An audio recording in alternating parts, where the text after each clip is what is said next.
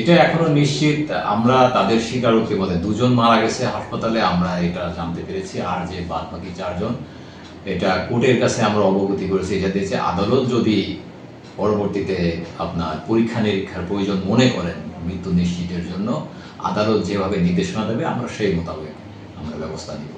আমরা বরাবরই মাদকের বিরুদ্ধে আমরা অভিযান দিয়ে আসছি, জোরালো অভিযান আমরা গ্রহণ করেছি এবং আপনারা কিছু ফল আপনারা এর মধ্যে দেখতে পাচ্ছেন যে আমাদের বিভিন্ন জায়গা থেকে জেলার বেশ কিছু রিকভারি আমরা করতে সক্ষম হয়েছি এবং ভবিষ্যতেও এটা অব্যাহত থাকবে।